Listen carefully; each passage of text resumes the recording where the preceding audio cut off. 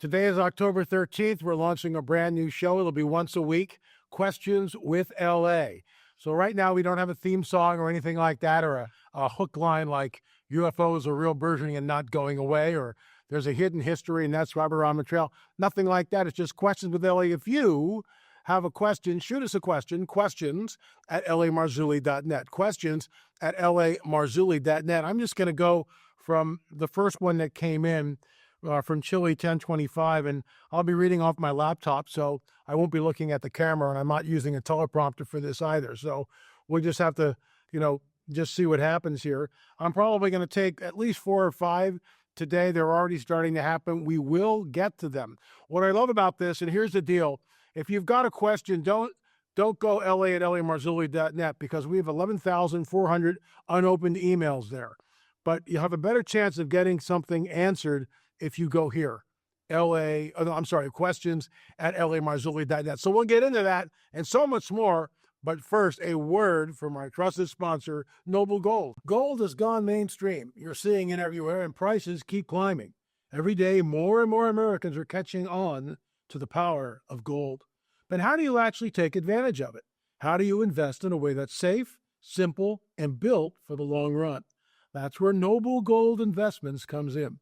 Noble Gold specialists are trained to help investors like you go from confused to confident, from wondering what's next to knowing exactly what to do.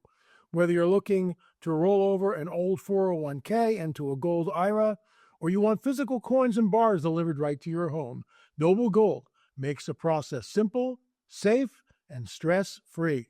You'll get step-by-step guidance, transparent pricing, and U.S.-based service from a team that's handled over $2.5 billion in precious metal transactions. With Noble Gold Investments, protecting and growing your wealth isn't just their job, it's their commitment. Visit noblegoldinvestments.com today to claim your free wealth protection kit. That's noblegoldinvestments.com. Noble Gold, helping you build a stronger future. Folks, Peggy and I invested in it several years ago. It has gone through the roof, and I don't think it's going to stop yet. Remember, folks, there's always a risk with any type of financial investment. Take a look at what Noble Gold has to offer. Peggy and I did it several years ago. I'm really glad we did. It's hovering right around 4,000. Who knows where this thing is going to go? So, noblegoldinvestments.com, noblegoldinvestments.com. If you've got a question, please, questions with an S, questions@lamarzulli.net. Questions@lamarzulli.net. Here's the first one from Bill. Greetings, LA from Ohio. Hey, Bill, do you have a mound on your property? Or do you know of a mound on someone's private property? Let me know, Bill, because we're looking for a mound to do a proper archaeological excavation. We don't want to take any artifacts. We don't do anything like that. But if there's a mound and it's a burial mound, we want to exhume the giant that's there. We want to get pictures of it, maybe take a DNA sample if something is not attached to the body, and then cover everything back up again. So you got my email. Let me know if there's a mound that you might know about. Here's Bill's question. So my question is, how can the spiritual realm acquire or use items in the fleshly world, i.e. metal, steel, spaceships, whatever? I'm a firm believer they are real, UFOs, but simply can't understand how something tangible and animate can be used. Here's the deal, and I'm actually working on a book on this, which might be out. I was threatening this year, but there's no way. Maybe next year, but I've got to hop on it. We have a truncated view of a supernatural. So let's just start with something that we all probably know. When Adam and Eve are booted out of the garden, right? Not good, because they sided with the dragon. There's a flaming sword that's put there that turns every which way. That's technology. That's in Genesis. Let's skip way over to the book of Revelation. What is the New Jerusalem? It's a mothership. I mean, people will laugh, but it's true. It's a mothership. It descends over the earth, 1,500 miles wide, long, and high. Is it a pyramid? I don't know. It might be. Could be a cube. I think it's a pyramid, but I don't know. We don't know. But there's technology there. Who made the pearly gates? When the angel of the Lord appears to Joshua and says, hey, Josh, take off your sandals. This is holy ground. When he does that, just think about this. he's got a drawn sword. And I remember talking about this to a friend of mine. Well, he could just, if that was Jesus, he could just make the sword like that. Yeah, I get that. Of course he can. But what, and this is conjecture, this is what the book's about. What if there was like a contest in heaven, seriously, where wouldn't it be a great honor if you're a metalsmith, right?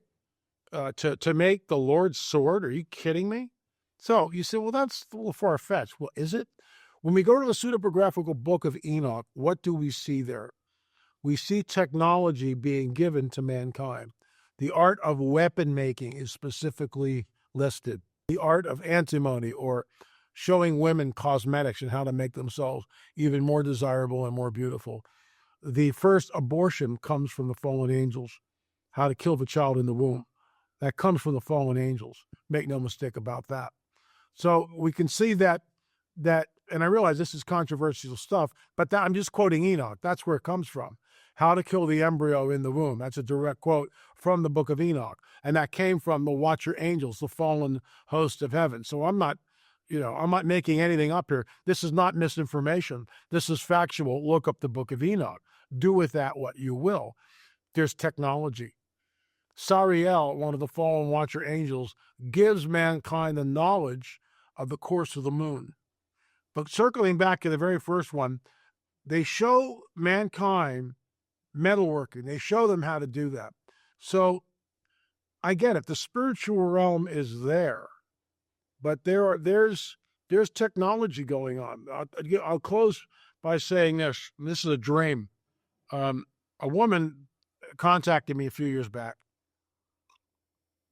Incredibly vivid dream, she said. In L.A., I was there, and I saw Jesus. I saw the Lord with a hand plane, and he was planing the center beam for your house in heaven.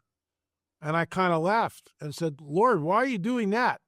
And my Lord looked at me, and not angry, but like it was a rebuke, because he wanted to do it by hand. Now, I don't know. I've never been there, but technology is absolutely real. I'll give you one more, and then we'll move on. In the book of Ezekiel, the slaughter angels, which are sent into Jerusalem, have a slaughter weapon. What is that? What is that slaughter weapon?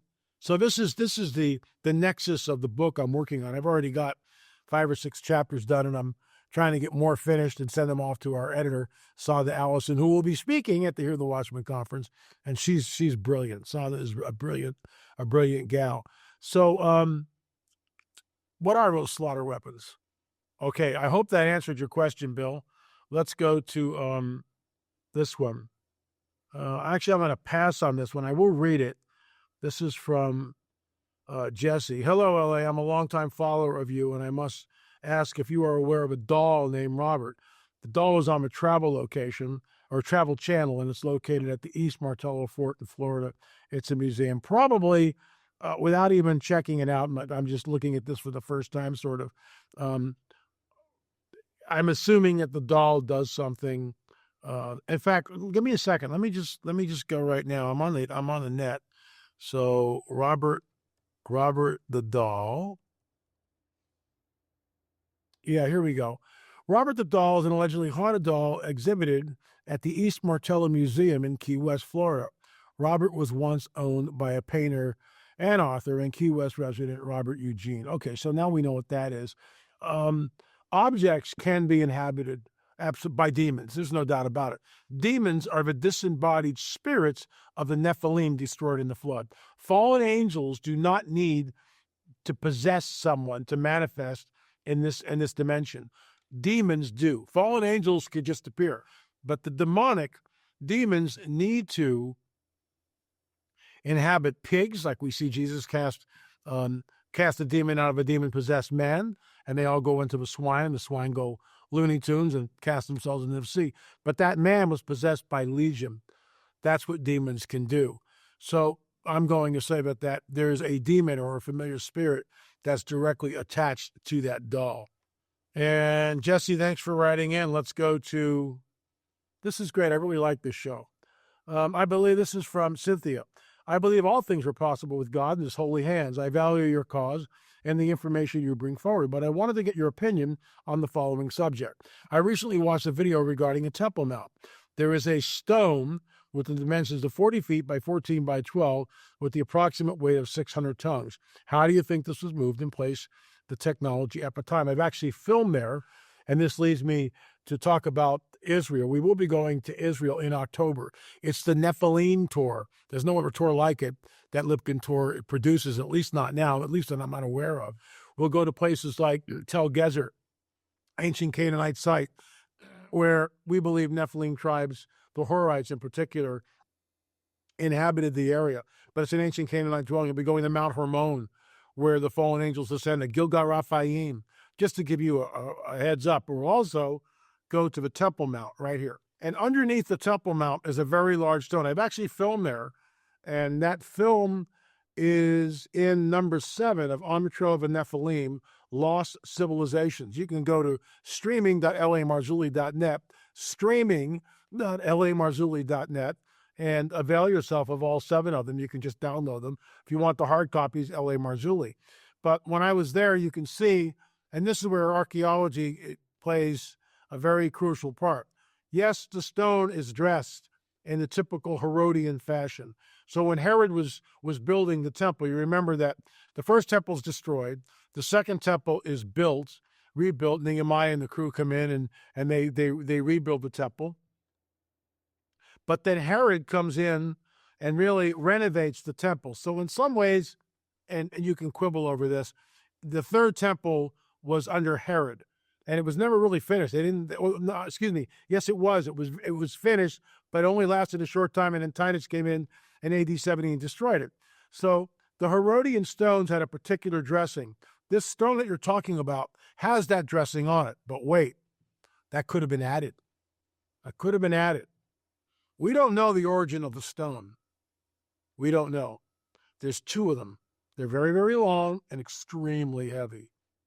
The Romans could move stuff like this. It's not impossible, but the Romans had ropes and levers and pulleys and lots of manpower. Go back further in time. Are we looking at the remnants of a Nephilim site? In my opinion, that stone, and we will be going there, and I'll be lecturing right there and showing you what I believe the stone is.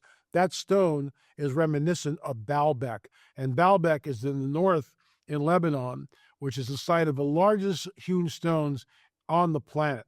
There's one called the Stone of the Pregnant Woman, which sits like this coming out of the ground. But and I love it. An archaeologist went, well, why don't we dig down and see what's next to the stone? Sure enough, they dug down. There were 2 stones on either side of the Stone of the Pregnant Woman that are larger and are much heavier. So why are we doing this? Because they can do it. Just like when you go to Sacsayhuaman or Ollantaytambo and you see these polygonal shaped stones and you go, how did they possibly do it? They did it. They did it because it was easy for them to do. They're not sweating it, folks. Fallen angel technology, Nephilim architecture. So, in my opinion, that stone underneath the Temple Mount are the fingerprints of a supernatural, the fingerprints of the Nephilim. All right, this is Eric. Hello, LA. My question is, why do you think the church is not talking about UFOs or the Nephilim? Is it because they don't know? I would say, how could they not know if they're supposed to know the Bible?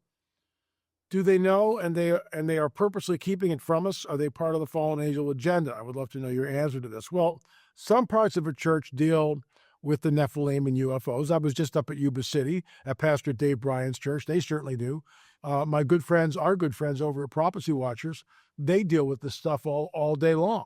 That's why when we release a film, we go straight to Prophecy Watchers. It's 8 years, and we always give them first dibs at it. Some of the other ministries will have us on, but it's few and far between. Basically, right now, the only place we're welcome on television, other than my own shows here, which is why we do 5 shows a week, is Prophecy Watchers.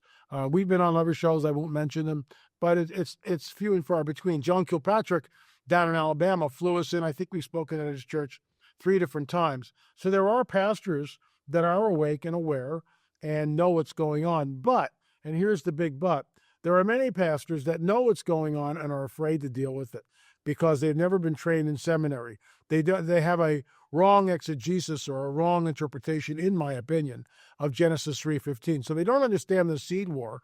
And the seed war is the nexus of the rest of the biblical prophetic narrative. Without understanding Genesis 3:15, we don't understand Genesis 6, what happens at the Tower of Babel, what happens to Abraham and the 5 kings, Sodom and Gomorrah. Why does Pharaoh get up on a Monday morning and start killing all the firstborn of the Hebrews? There's a reason for it. It hails back at Genesis 3:15. The one coming from Messiah will crush the dragon's head. So I hope that answers your question. They're not part of the fallen angel agenda. A lot of great pastors out there, but they've never been trained in it. And most of them, or many of them, I should say, not most, but many of them have been taught in seminary the Sethite theory, which in my opinion is a total joke. That came in roughly in the 3rd or 4th century by Augustine, and off we go.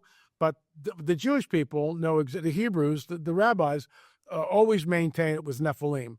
It's not the golly line of Seth and the hoochie mamas of Cain, as I sort of say tongue-in-cheek, and that's what most pastors are taught. So they don't understand the idea of Genesis 3:15, where the pre-incarnate Christ is in the Garden of Eden, and he speaks to the dragon, your offspring will be in enmity with the woman, looking at Adam and Eve. The offspring of the woman, the proto-evangelium, the Messiah coming from the woman's line, woman's seed, right, will crush the dragon's head. That sets up the rest of the biblical prophetic narrative.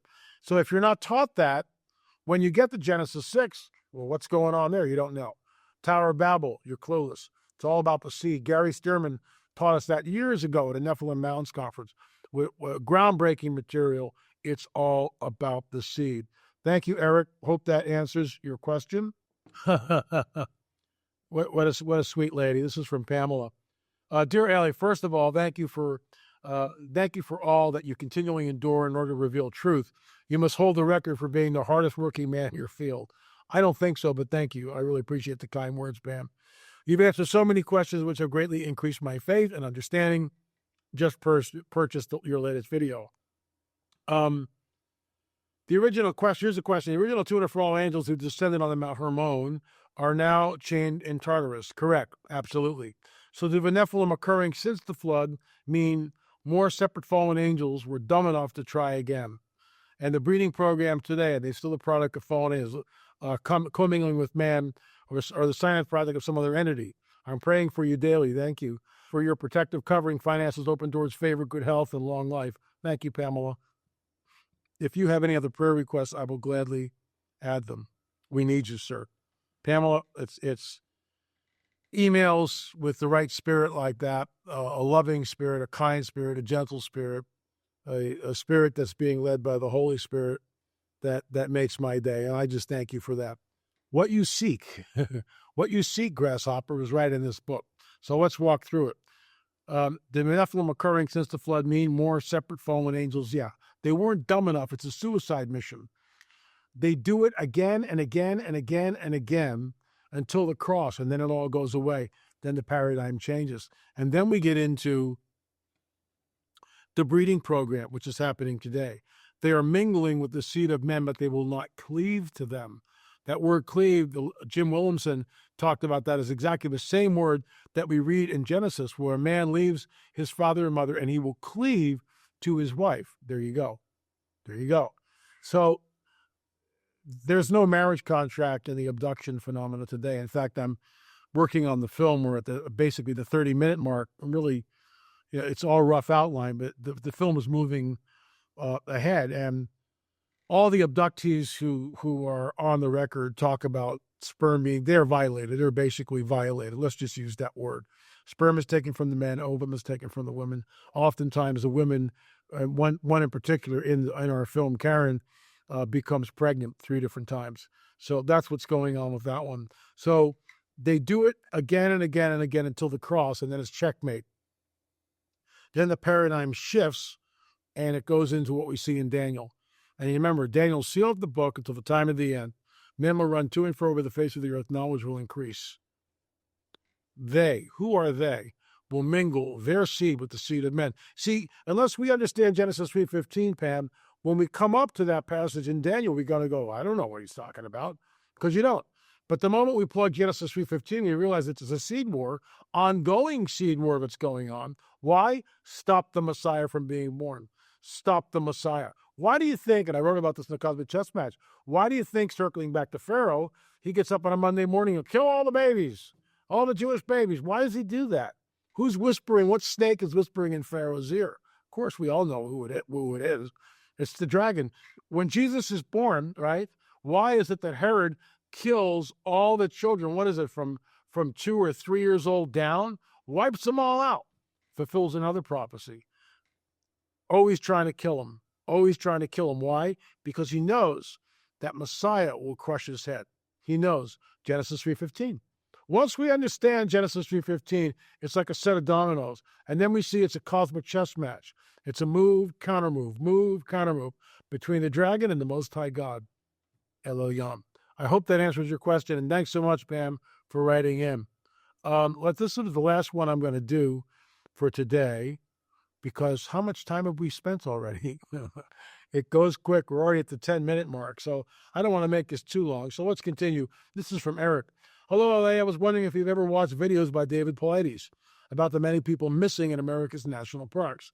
The short answer to that is absolutely yes. For many years, being a former police detective, he refrained from giving a theory of what has happened to them. But recently, he has put out a new film on missing people and the UFO connection. He is a solid investigator and has a weekly YouTube show. I know, David, I will be getting the film and reporting on it right here, not on questions, but probably on our UFO report. Missing 411, I absolutely believe that there's more, much more that meets the eye. Thousands of people go missing in the national parks. You never hear a word about it. Okay, folks, just so you know, I don't pre-screen these. I don't read them. So if you say something like, L.A. Marzulli, why are you such a doughhead?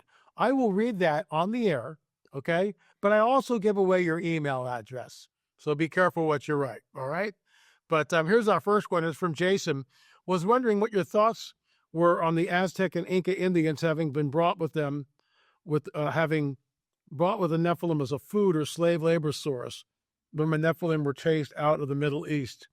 Interestingly enough that you should say that. There's a painting that shows, now am I positive it's that I actually have to go back and look at my records.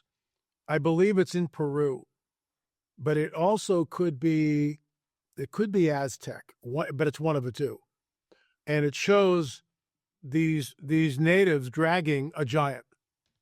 They've killed the giant and they're dragging the giant. I used it in one of my films. I just don't remember. I'm leaning towards Aztec. That's what I think it is. Yeah. In my opinion, they were there. As far as slave labor, we don't really know, but that's certainly a possibility.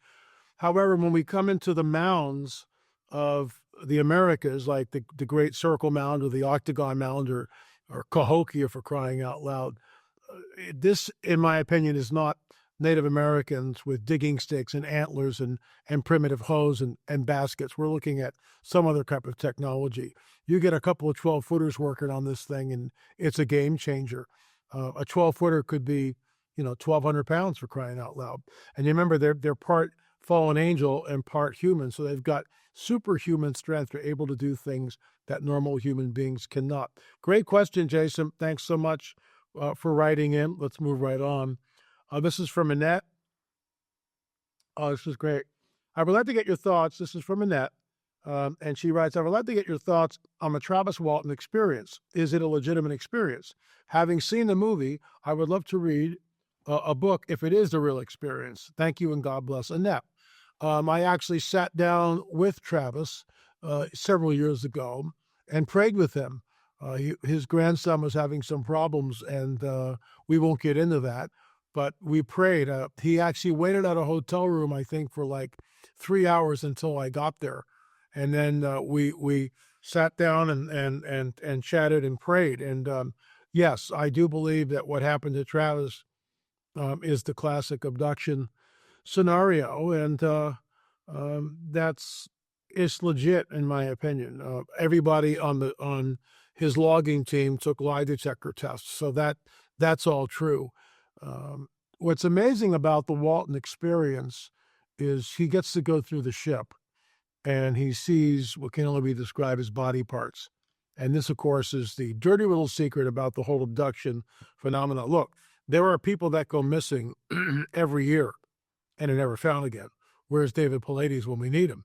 But he's, David's got a movie out. He's talking about it constantly, and bully for David, because people go missing and they're never found every year in the national parks. So something is going on. I think the Travis Walton experience is 100% the real deal. Okay, let's move right along. And this is from John. L.A., in your humblest, honest opinion, what do you think the tree of life really was and the apple Eve ate? This is a really good question. Is there something more to the tree of life? Was there something more integrated with technology? Second question, are you a strong believer in self-defense, protecting wife and kids, and the Second Amendment?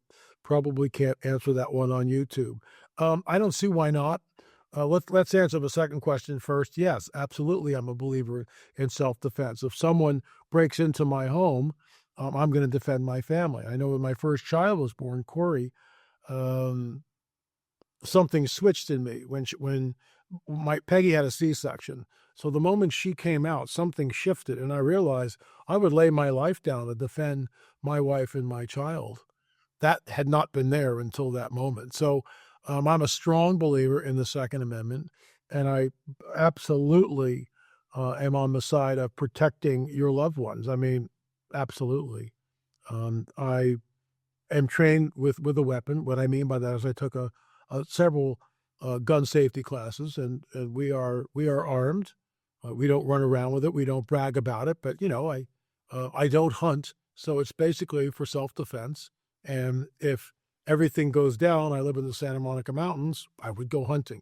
But the first question, yeah, the tree of life. I agree, and I'll tell you, I was thinking about this the other day.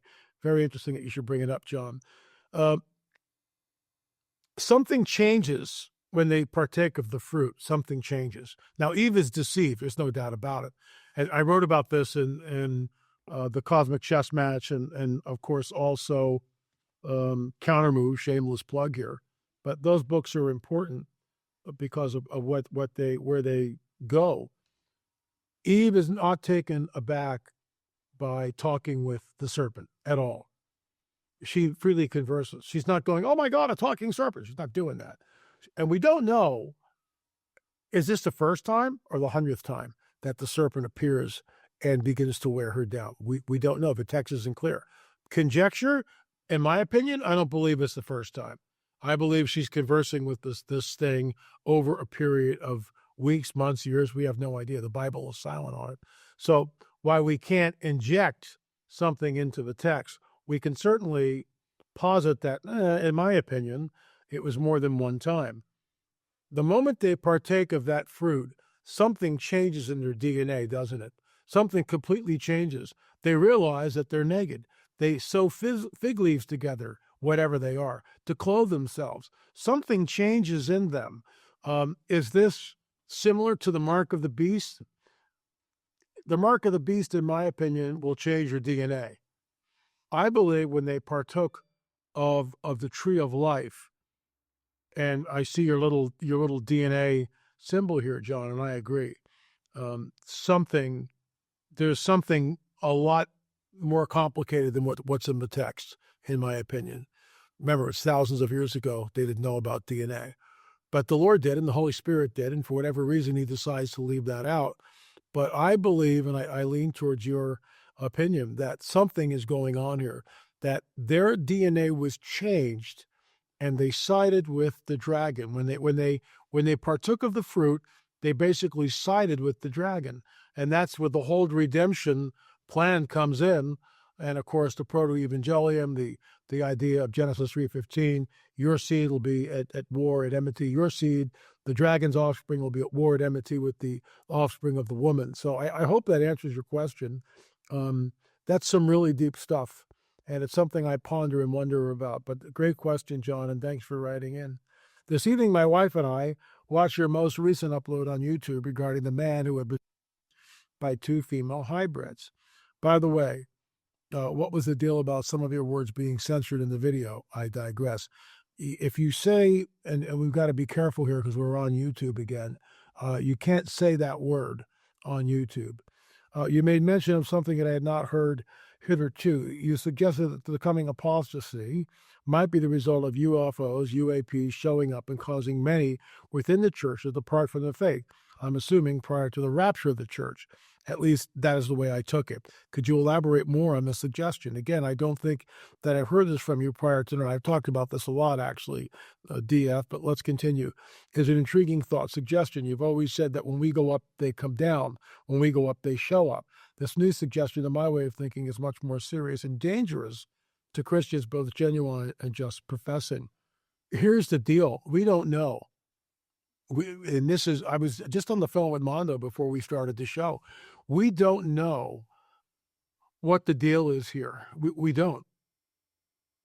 Now, I've been saying for years, we go up, they show up. We go up, they come down. That may be exactly what happens. But if it's not, we've got to start rethinking everything. If they show up and the church is still here, it will cause either way, whether the rapture happens and we go up, and what's left is, 1.5 million, 1.5 billion Christians. There's 2 billion Christians on the planet. How many are going to get raptured? Maybe 500 million? That's a lot of people. I mean, America, here in the United States, we only have 350 million people? Not everybody's going up. We know that. So globally, let's say 500 million people go up. That's a huge dead. That causes, shock waves, definitely. And then the so-called Christians, just professing Christians who are not born again and spirit-filled, what happens to them?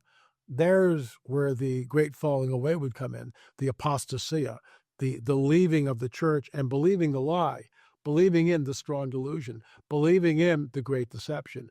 I truly believe this, DF, that this is the revealing of the so-called extraterrestrial is a pivotal point in all of history. It will change everything and in a very dramatic way. If we're not raptured and they show up, that has huge implications. So either way, we're in for it. If we're raptured and they show up, we're not going to know, will we? We'll be in glory with him. Hallelujah. But if we're still here and mile-wide craft just appear over the cities of the world, then we're into some very interesting times.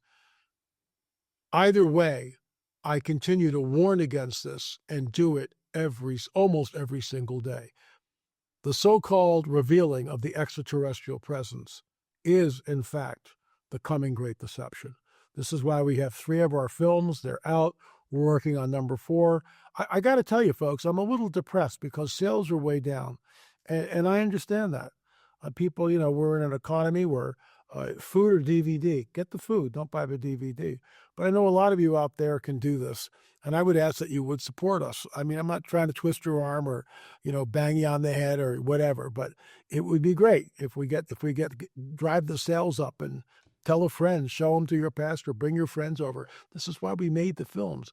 This is the most serious subject to Christians, because if I'm right, and I believe I am, it dovetails with everything in Scripture.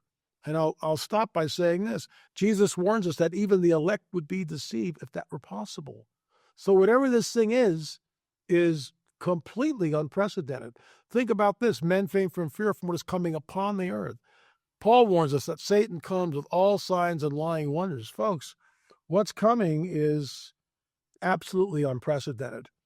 And if you watch the films, if you watch what I do here on our weekly UFO report, even with this question, you will not be deceived. You'll realize that these are not extraterrestrials from Zeta Reticuli. These are, in fact, the fallen ones masquerading as such. Okay, I think I've answered the question. I hope so. This is good. This is from Pink Neon. Okay, hi, Pink. Greetings from Manila. Wow. May God's peace be with you. Daniel 2:43 says, and whereas thou sawest iron mixed with clay, they shall mingle themselves with the seed of men, but they shall not cleave one to another, even as iron is not mixed with clay. Since it is no longer undeniable that we have hybrids in our midst, and these entities are surely irredeemable, what does it mean when it says they shall mingle themselves with the seed of men, but they shall not cleave one to another? Thank you very much for all the efforts you are doing in order to awaken the people for the reality of what's really going on all around us.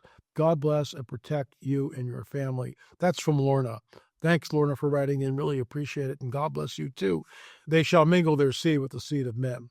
This goes back to the Genesis 3:15 narrative, which is why if we don't understand Genesis 3:15, the seed, the offspring of the dragon, I just said it a few minutes ago, the offspring of the dragon will be at enmity at war with the offspring of the woman. The proto-evangelium, the coming from the woman's seed is the Messiah. We know that. That crushes the dragon's head on Calvary. But in the meantime, remember, the book of Daniel was sealed up until the time of the end. Men and women will go to and fro over the face of the earth. Knowledge will increase. That's where we are. Knowledge increases exponentially. We now run to and fro over the face of the earth. Their seed hails back to a Genesis 3:15 narrative. It's not the seed of men mingling with the seed of men. That's not what it says. Their seed will mingle. They shall mingle themselves with the seed of men. The word cleave, this is from our good friend Jim Williamson, who alerted me to this. The word cleave there is exactly the same word used in the marriage contract, once again, that we read about in Genesis, where a man will leave his father and mother and cleave to his wife. There's that marriage contract. Well, there is no marriage contract with the hybrids now. Sperm is taken from the men, ovum is taken from the women. Hybrid entities are walking amongst us. They are soulless. They are soulless. And there is no marriage contract. They just take a genetic material and create these hybrids, in my opinion. So, this is once again from Lorna, and I'm going to read this one too. Greetings, may God's peace be with you. Thank you. I'm not sure whether this question will be addressed. I would like to ask the question that no one seemed to be able to answer. What is the real reason why so many Christian leaders refrain and or refuse to delve into end-time prophecies? Neither do they give the effort to educate their flocks about the impending danger, which I believe is right before our very eyes, related to the aspect of the fallen ones. Well, Lorna, you're definitely awake. I belong to a Filipino-Chinese Christian congregation, simply tackle and or discuss topics for members' edification, obedience, faith, and so forth. However, no mention of how the flock can overcome a great deception that will engulf the whole world. Please enlighten me, sir. Welcome to the church. And I love the church, but we need to understand that many churches do not delve into this. I was just up at Yuba, California, by the way, and what I discovered there was the pastor and his wife are totally into arming their congregation as to what is happening. We're flown to different congregations, not many of them. Again, there's thousands of churches in Los Angeles. I've never been invited to one. So that's fine. I go where the Lord, look, when Jesus sends his disciples out, right, he sends them out in twos. Well, my wife and I go everywhere together, all right? And he said, if you come into a town and they won't welcome you, brush the dust off your feet and move on. Have your peace returned back to you. Don't give out your peace. Well, I'm the same way. I go where I'm wanted. I don't, the Lord opens the doors in my life. I don't. People know how to get a hold of me. We have newsletters. We have daily shows here on YouTube. And, it's all good. It's all good. But I've never been invited to any church within the LA area in years. I think the last one was probably 10 years ago. So, 13 books, 23 films, and counting. It's okay. So and this is allowed to see in church, Lorna, where they really don't care. They won't talk about prophecy. My people perish for lack of knowledge. My people perish for lack of knowledge. Almost 1/3 of the Bible is prophetic.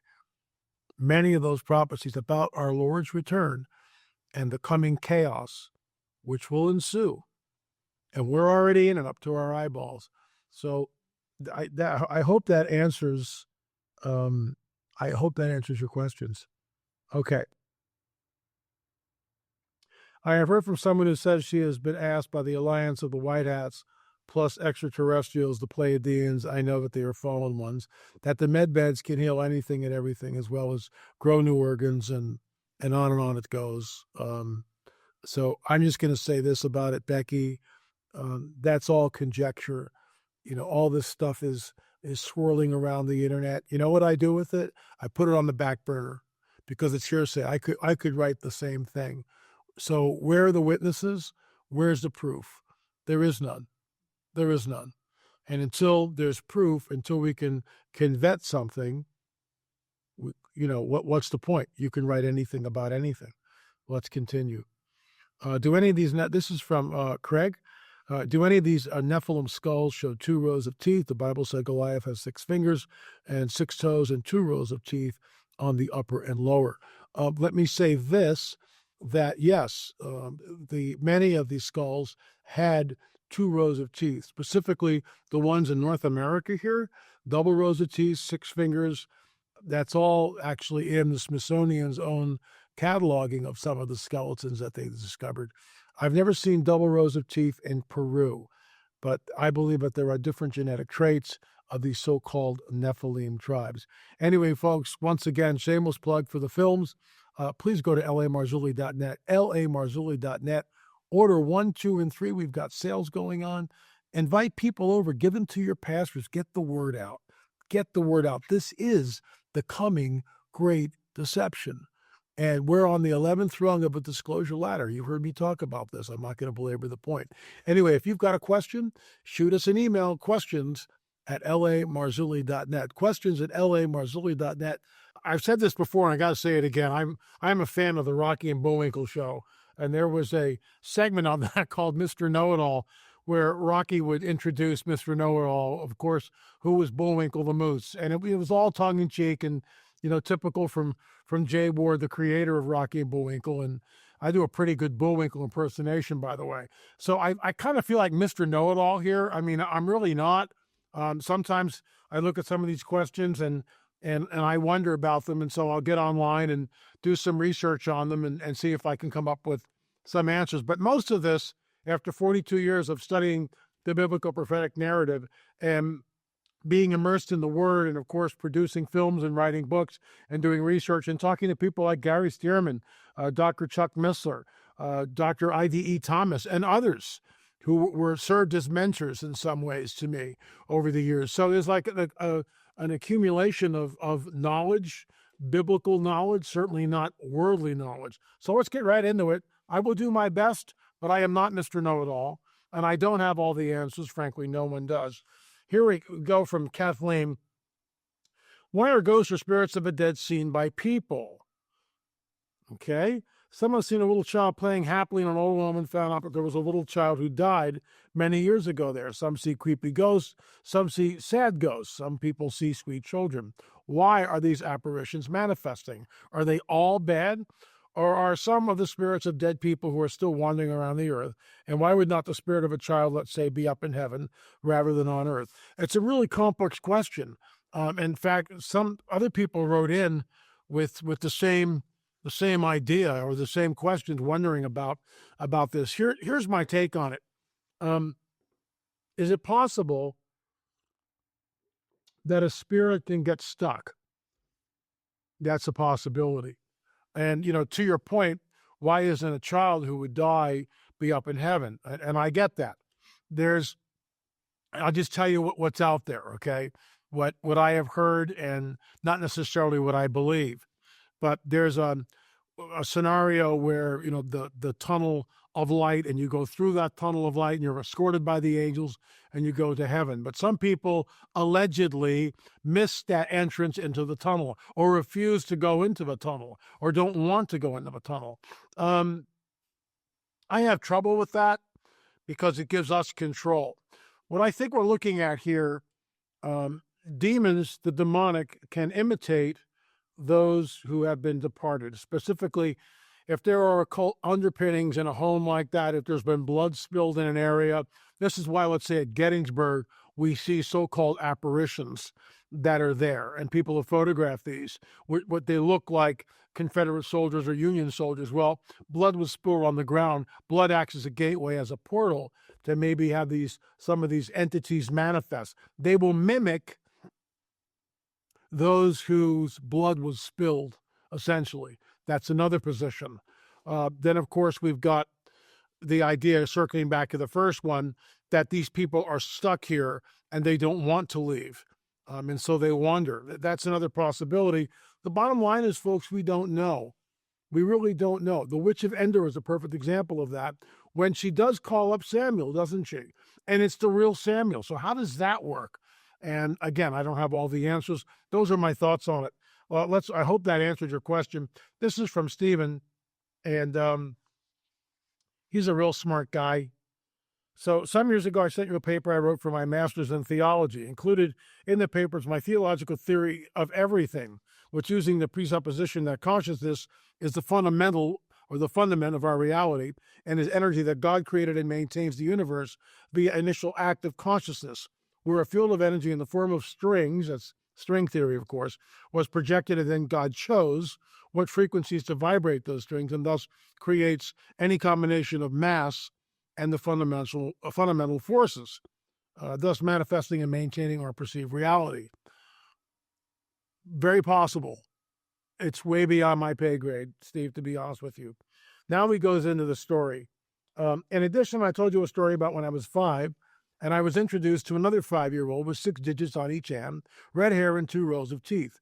He was very tall. So this 5-year-old boy was very tall. I was introduced to him in my front yard with the adults inside. When I noticed and mentioned the aberrations, the other boy became upset, and the encounter was terminated. I never saw him again. What are my thoughts on that? It's really dangerous, because to assume that someone, just because they have red hair, double rows of teeth, and 6 fingers, are a Nephilim. Are those some of the genetic characteristics of Nephilim? Yeah, they are. But just because someone has a 6 digit doesn't mean that they're Nephilim, or double rows of teeth. All these things can just be genetic. What's interesting is that the Nephilim did have those characteristics, but they're in a fixed state. So I don't know what you encountered, but we've got to be really careful with that, because it sets up to discriminate against someone that just has a genetic aberration that is not a Nephilim. Okay, I want to make that really clear. So thank you, Steve, for writing in. This is from Glenn. Hey, LA, have you looked into Rockwall, Texas? I have seen documentaries on it, and they attribute it to a natural formation. I've been to Rockwall. Richard Shaw and I went, and we filmed there. It was really basically a nothing burger. No one even knew about it when we were there. This is years ago, before Scotty Walter went there and did an expose. They uncovered the wall, and Scotty looked at it and declared it was just a natural rock formation. There's some really interesting dynamics at Rockwall. For instance, allegedly, right under City Hall, there was this cavern that was where the giants were buried. Now, that's a great story. When we went there and we were nosing around and asking people, no one had any idea of what we were talking about. So it's in our film. I think it's in Watchers 2. You can check that out if you're interested by going to streaming.lamarzulli.net. And I believe it's Watchers 2 where we were at Rockwall. It was sort of a nothing burger for us. So the other question that this person, Glenn, has had for a long time, who are they that Cain references when he is exiled by God? I am a graduate of secular school in anthropology, rare to find a Christian in the study. No, I get that, Glenn. I understand that. This was used at the Scopes monkey trial. Where did Cain get his wife from? Well, here's the deal. We know that Adam and Eve lived for 900 years. So let's say Seth, where did he get his wife from? Now, Adam and Eve had many sons and daughters. They lived for 9 years. They were constantly procreating, in my opinion. And from that, they would marry, the offspring would marry their siblings, because that's all they had. They would marry their siblings. Before the flood, their genetics were completely different than they are now, than we have in our bodies now. I think that's a safe assumption to say. In other words, we only live maximum, 100 years, 105 years, 110 years. Most of us pass away, 60, 70, 80. Some of us live into the 90s. So when Adam and Eve had children, who did Seth marry? Right? I mean, just think about that. If there are other races that are here, then it throws the whole Genesis account completely out the window. But they're not. They were marrying their brothers and sisters. It's just like after the flood. Notice that there's only 8 people on the ark. So who are they marrying? They're marrying blood relatives, and they can do that for a period of time, and then it changes, and we get into the laws of Moses. But that's hundreds and hundreds of years later. So apparently it was okay. God allowed it to marry sisters, brothers, and they would create more people. I realize that when you talk about that, people smirk and they laugh but I'm a biblical literalist, and I think that's what happened. So that's who Cain married. Cain married basically his sister, in my opinion. Hope that answers your question. This is from Donna. Thank you for your knowledge and teachings about the fallen angels and their offspring, as I have learned so much from you and others with similar beliefs. I am still learning about the pre-Adamic age. I understand there must have been a thriving existence of angels before we were created, but I wonder if other humanoid type of people and animals existed with them. When Lucifer and his angels rebelled, did that lead to the destruction of the humanoids and animals of that era? If so, did they have free will like us and choose to follow him? Or did they not have free will and were doomed in serving the rebellious angels? Or had they become hybrids from the rebellion? I guess I am just trying to understand what existed before our creation.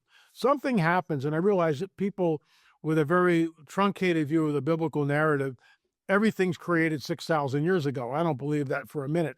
I believe that the age of the universe is perhaps millions or billions of years old. We don't know. And certainly, the angels aren't created, and then 24 hours later, Satan leads a rebellion? That makes no sense at all. I think the rebellion happened over eons of time. I also believe that dinosaurs were the creation. He combined the DNA in some way. He doesn't really create anything, but he uses what's there to create these monstrosities, and they're all wiped out, aren't they? They're all wiped out. As for human footprints walking with the dinosaurs, how do we know that they're human? I remember talking to a guy from, I won't even mention the ministry, and the gentleman was pointing out to the human footprints that are found allegedly next to dinosaurs in the dry riverbed in Texas. And I said, well, how do you know they're human and not angelic? And he just went, no one had ever asked him that question before. They just assumed they were all human. We don't know that. That's an assumption. And so we don't know whether that was a fallen angel walking with the dinosaur or next to a dinosaur or tracking the dinosaur. We have no idea. Just something to think about. Here's the bottom line. We don't know. That's part of the mystery that surrounds us. Where do these ancient megalithic structures, if I can digress just for a minute, but I think it's to your point, Donna, that where does Sacsayhuaman come from in Peru, those huge megalithic walls that we see? How was that done? It certainly is not the Inca. No way. Is it pre-flood? Tim Alberino and I think it is, but there's no way to tell. There is a hidden history that's been deliberately obfuscated from the peoples of the world. There was definitely genetic tampering in the days of Noah. We know that when the 200 Watcher angels came down on Mount Hermon, created the oath. That's the whole counter move, how the Nephilim returned after the flood. But here's something to think about. It's not a weekend frat party. That tampering with the genetics and the genome goes on for about 400 years, at least, maybe even longer. And this is where the chimeras come from, because we know from the book of Enoch that these fallen angels sinned against the animal kingdom and created these chimeras. This is why everything is destroyed, except the animals on the ark that are genetically pure, and of course Noah and his wife, genetically pure, and his sons wives. So they're all procreating, going back a few questions earlier, in the same gene pool, aren't they? But they're allowed to do that for whatever reason, because they're still living 500, 600, 700 years, and their DNA isn't as corrupted as ours is now. Again, do with that what you will. Let's move on. I hope that answers your questions, and thanks for writing in. If you have a question, it's questions@lamarzulli.net, questions@lamarzulli.net. This is a question on the Greys. It's from Glim, a brother in Ireland. Pretty cool, huh? Thanks for watching. Really appreciate it. The Lord's blessing to you and your family, LA. Thank you, sir. Do you think the Greys and the craft are for use on Earth? Or are they prepared for the war in heaven? And maybe their appearances on Earth is an after effect of that war preparation.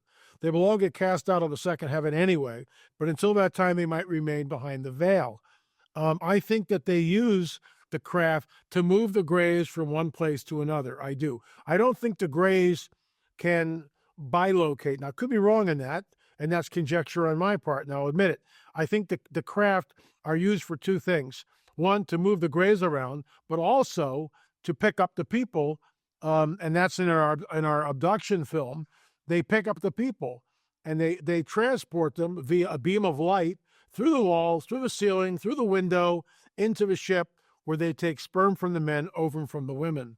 But when Michael and his angels fight with the dragon and his angels, and I call it the Great Eviction Notice, and they're booted from the second heaven, woe to the inhabitants of earth, because the dragon, Satan, your accuser, is here, and he knows his time is short. He's now stuck in the space-time continuum that we're all stuck in. He's not in the second heaven. He no longer has access to the second heaven, nor to the third heaven, where allegedly he accuses us day and night before the throne. And that's where Jesus goes, no, not so fast. But the Great Eviction Notice will happen. Does that set up the coming Great Deception? Could be. Is that when we see a myriad of ships just appear on the planet? Could be. Lots of things. You see, this is the thing. We have a lot of questions. I have a lot of questions. And I've said this before, and I'll say it again. I don't have all the answers, but I'll give you my best on that particular question. And I think that these ships are constructs. They are. There is technology in the third heaven. Why? Because we know, and I'll say it again, when Elisha is there with his servant, surrounded by the Syrian army, and the servant Gehazi is kind of freaked out. What are we to do? And Elisha says, hey, Lord, please open my servant's eyes. The servant goes out, and what does he say? I saw the chariots of fire above the Syrian army. What are the chariots of fire? Remember, he's seeing something through his grid. The terms UFO are not invented yet. That comes centuries later, right? Millennia later. So he's looking at something, and all he has in his wheelhouse are fire and a chariot. A chariot is the mode of transportation of the day. Chariots of fire. What does that sound like to you? Above the Syrian army? In my opinion, those were UFOs. Gary Stearman saw a UFO, which he believed saved his life. It was an angelic encounter. Do both sides use them? Perhaps. I don't know. But here's the deal. If you ask me, what do you really think? I think, yes, there's technology, and both sides use them. Pastor Matt Freeman asked the Lord if he could see one of the good guys. That was his prayer. So he's on a flight, and he's, waiting and waiting and waiting. He finds says, Lord, I haven't seen anything yet. And the Lord says, be patient, wait. And there, as the plane's coming in for a landing, it's on approach. All of a sudden in the distance, he sees this white orange light, and it comes right next to the plane, and it's a disc. And it's one of the good guys. So, look, a lot of things, happen here. And I'll say it again, we don't have all the answers. Some of it's conjecture, a lot of it's speculation on my part, but it's based on decades of research. This is from David. The planet is about to be turned right side up, similar to the Exodus before. This one is worldwide and called the Great Exodus, not the one world government's time. Satan overplayed his hand again. Worldwide, we will all be free from the slavery and oppression we were born into. So this is a statement. This will be the time for revival, praise, celebration, and the union in the body of Christ. The world reset, refreshed, and restored retroactively the way Jesus meant it to be from the start. After the great flood, they will still enslaved us and took away our God-given freedoms and liberty. This is not the end times. It is the time for everyone to know Jesus and that he is the only one who could have done what is going to be done. A time to praise Jesus and to get to know him, not the way we have been cultured and bored into. We will all feel it is a dream. How could this happen to me? Jesus loves us and will, during this time, restore all of us in every aspect of our life. It will be your time, LA, and get ready. You will blossom in your obedient work because part of the reset is truth about all. Saying that, my question is, what do you think? This is from David. I respectfully disagree with you. These are the end times. There's not going to be a great reset.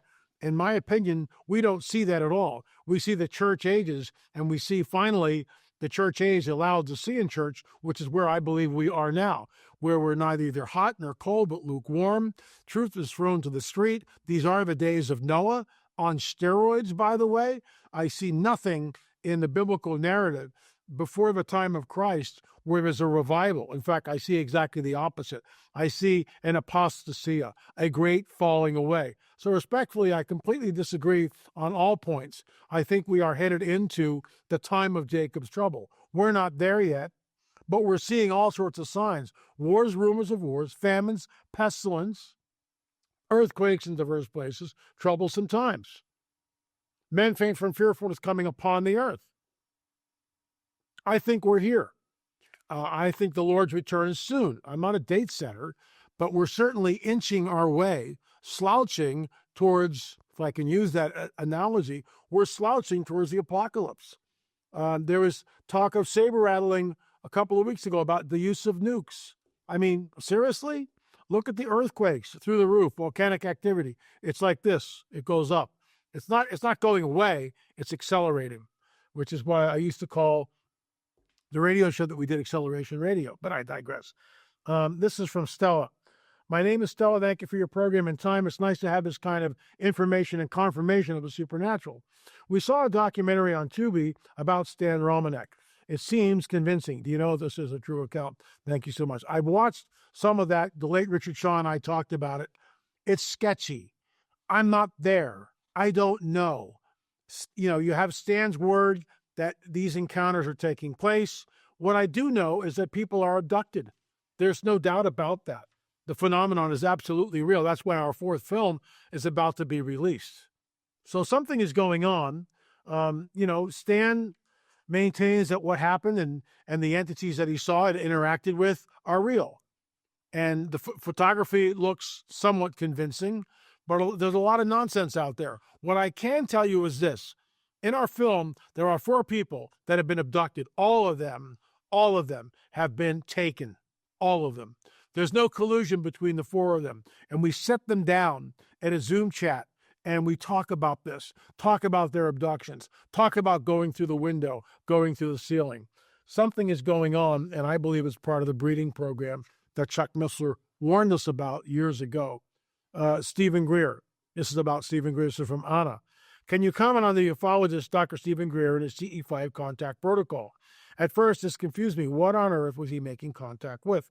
Until I found your work and how all of these things now, in my opinion, have a biblical explanation. Am I correct that what Dr. Greer is encouraging through his contact protocol is what God strictly forbids? Look, I would love to sit down with Stephen Greer and go head-to-head with him. These are not warm entities from some star system someplace. They are demonic. How do you account for taking a 5-year-old against his will, against his parents' will, and abducting them? Welcome to Emil, who's in our fourth film. He's also in Watchers. He's the guy that we removed the implant from. They do horrific things. Karen states, when I ask her on the record in the film, this is why I honestly think, and this is no hyperbole on my part, that this film may be the most important film I've ever been involved in. And Gil Zimmerman, who's partnered up with us here, we've worked hard and long on this film, and it'll be released very shortly. Very shortly. We're down to the wire here, and it goes to the duplicator probably today or tomorrow at the latest. So we'll have hard copy around Thanksgiving a little later. We will be doing a pre-sale, but I digress. The CE5 protocol, and what is Greer teaching? He's basically teaching Hinduism, Eastern mysticism. He's telling you to meditate and get in contact. I'm not buying that for a minute. I was with a guru. I know what that meditation does. I know it opens up and can open up the Kundalini serpent spirit. It is deception, in my opinion. Absolute deception. So while I respect Dr. Stephen Greer and his opinion, he's a real smart guy, and he's entitled to his opinion, but I'm entitled to mine. And with all due respect, sir, and you're welcome to come on this program anytime and talk about it in a friendly sort of a way. But I believe that you're misled and you're misleading people. I believe that this phenomenon is cooked up in Hell's Kitchen, as the late Ross Dizdar would say. I believe that it is deception of the highest order, that these entities are posing as extraterrestrials, and other people like Dr. Jacques Vallée and J. Allen Hynek have stated so. They believe that these entities are interdimensional, not extraterrestrial. Hope that answers your question. And this is Catherine. Twice Jesus reassures his disciples that he's not a ghost. When he walks on water and when he appears to them after the resurrection and eats something, the Lord seems to give credence to the fact that ghosts exist. This must be human dead. We are often taught that to which of Ender bringing up the soul of Samuel was a special case, but she did this for a living.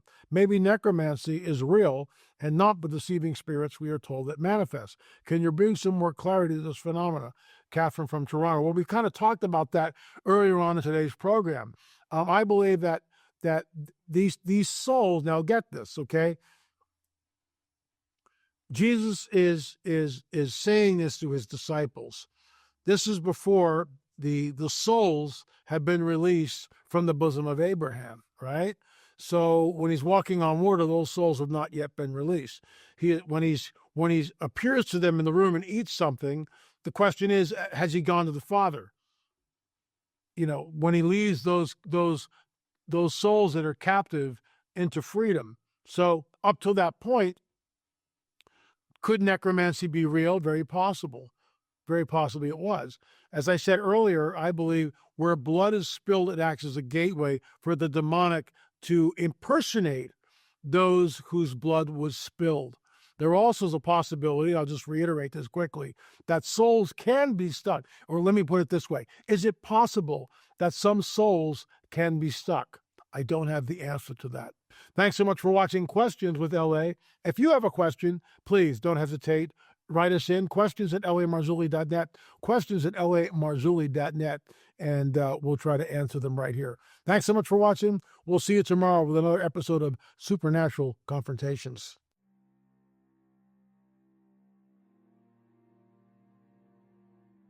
Something very dark and disturbing is happening. It is a global phenomenon that knows no boundaries. It adheres to no cultural mores, and the ones who are engaged in this nefarious activity are beyond reproach. People are being taken against their will, in the cover of darkness, in the dead of night. They are subjected to bizarre examinations that are often sexual in nature. These people are terrified, violated, confused, and with no place to turn to, as who would believe them?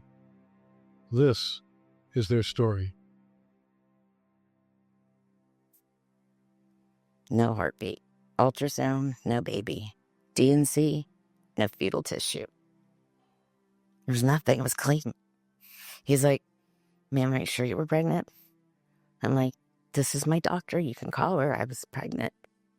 He's like, you didn't bleed all night. You don't have, nothing came. I'm like, no, nothing came out of me.